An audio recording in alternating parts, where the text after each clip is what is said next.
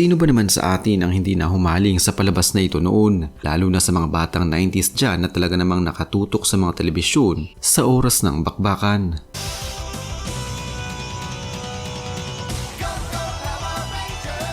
Kadalasan ay ginagaya pa nga natin sila lalo na sa tuwing sila ay magpapalit na ng anyo. Sila ang Power Rangers na kumumpleto sa ating kabataan at madalas na nagiging dahilan noon para mapingot tayo kay nanay dahil mas inuuna pa natin itong panoorin kaysa sa gawin ng ating mga assignments. Ang series na ito na Mighty Morphins ay nagsimula noong pang taong 1993.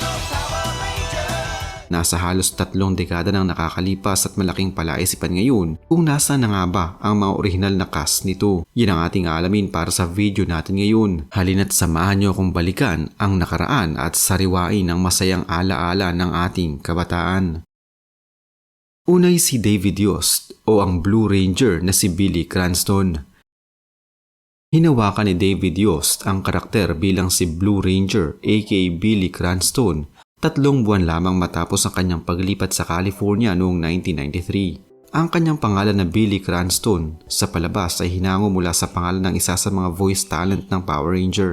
Gumanap si Yost sa halos 200 episodes ng Power Rangers. Siya ang itinuturing na Ranger na may pinakamaraming appearance sa original series nito hanggang sa maging Power Ranger Zeo na ito. Bago pa man siya naging bida sa Power Ranger, una muna niyang ginampanan ng isang karakter sa pelikulang Lady Killer at ilan pang mga TV shows.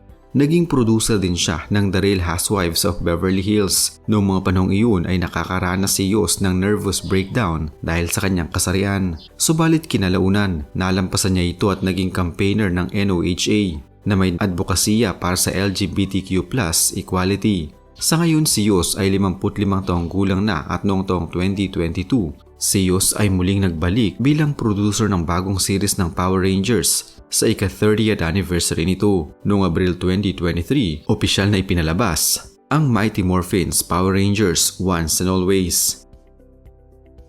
Pangalawa ay si Austin St. John, ang Red Ranger o si Jason Lee Scott. Bilang si Red Ranger, si Jason Scott ang siyang naging leader ng Power Rangers sa kabila ng kanyang edad. Siya pala ang pinakabata noon sa mga Rangers nang ito'y unang ipalabas. Upang mas mapahusay pa noon ang kanyang pagganap, si Austin ay nag-aral pa ng Taekwondo, Judo at Kenpo. Subalit umalis siya sa naturang programa noong kasagsagan ng pangalawang season ng Power Rangers dahil sa hindi pagkakaintindihan pagdating sa kanyang talent fee. Pero nagbalik din siya bilang si Power Ranger Gold para sa series ng Power Ranger Zeo. Sa ngayon, si Austin ay nagtatrabaho para sa emergency services sa loob ng Washington, D.C. At noong Pebrero nitong taon lamang, inanunsyo niya na gagawa siya ng kanyang sariling clothing line na medyo kontrobersyal dahil nakaimprenta sa mga damit na ito ang mga pamusong linyahan ng mga prominenteng historical figures tulad na lamang nina Adolf Hitler at marami pang iba. Pangatlo ay si Amy Jo Johnson o ang Pink Ranger na si Kimberly Ann Hart. Gumanap naman na Pink Ranger si Amy noong unang ipalabas ang pinakaunang series ng Power Rangers. Hindi naging mahirap sa kanya ang mga maaksyong eksena dahil may alam si Amy pagdating sa gymnastics. Kaya naman naging madali na lamang sa kanya ang mga sipaang eksena. Iniwan niya ang karakter na ito noong taong 1995 at muling nagbalik sa big screen nang gumanap siya ng isang role sa pelikulang Turbo noong taong 1997. Lumabas din siya sa Kerry Russell J.J. Abrams show Felicity at naging guest sa mga shows tulad ng ER at Spin City.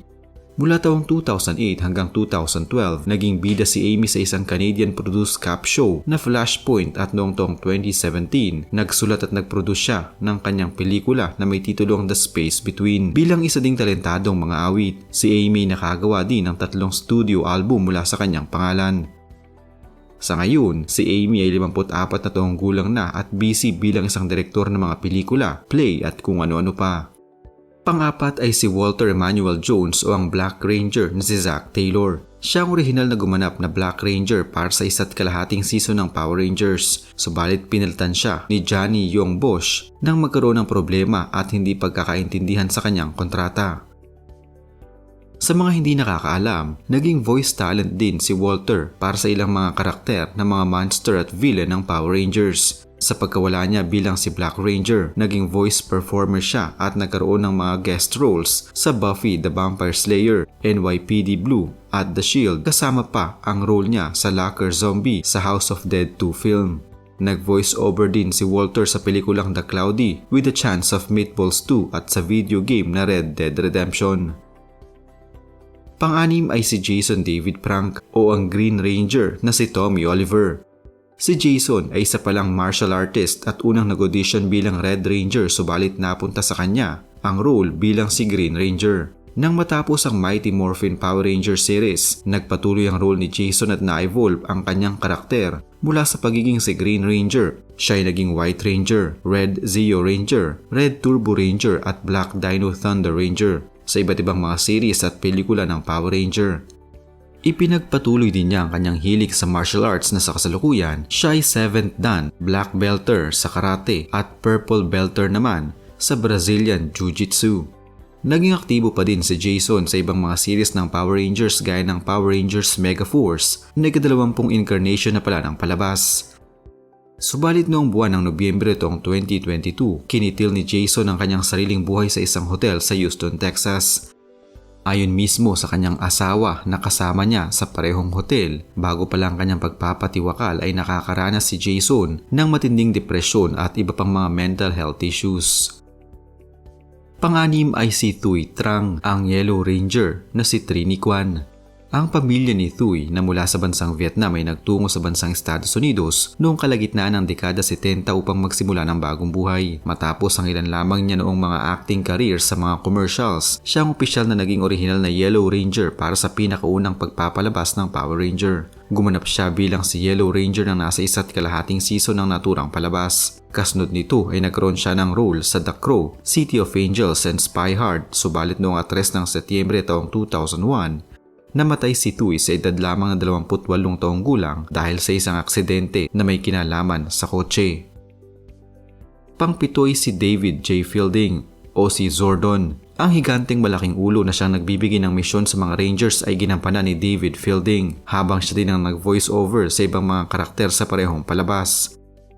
Nagbalik siya sa Power Rangers noong taong 2017 upang magbigay boses sa karakter ni King Mondo. Ito ay ang kwento tungkol sa pinanggalingan noon ng kanyang karakter na si Zordon o Feltar. Pang-8 ay si Richard Steven Horvitz o si Alpha 5. Kung natatandaan nyo ang karakter na ito ng isang robot na pinangalanan pa nila noong Richard Hood, si Horvitz ang gumanap dito. Matapos ang kanyang role sa Power Ranger, naging aktibo si Horvitz bilang isang voice talent na kung saan narinig ang kanyang boses sa ilang mga animated movies tulad ng Ben 10, Invader Zim, The Grim Adventures of Billy and Mandy, The Angry Beavers, Halo at World of Warcraft. Hindi man siya naimbitahan ng muling buhay ng bagong series ng Power Rangers, nagkaroon naman siya ng mga maliit na role sa Babylon 5 at Sabrina the Teenage Witch.